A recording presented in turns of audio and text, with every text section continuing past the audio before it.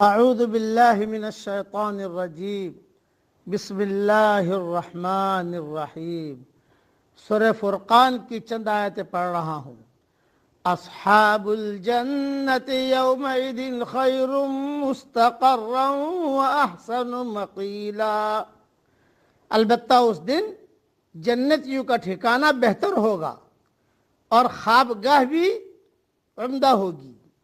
وَيَوْمَ تَشَقَّقُ السَّمَاءُ بِالْغَمَامِ وَنُزِّلَ الْمَلَائِكَةُ تَنزِيلًا، اور جس دن آسمان بادل سمیت پھٹ جائے گا اور فرشتے لگاتار اتارے جائیں گے۔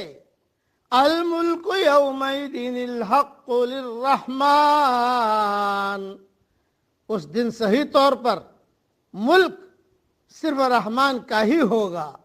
وَكَانَ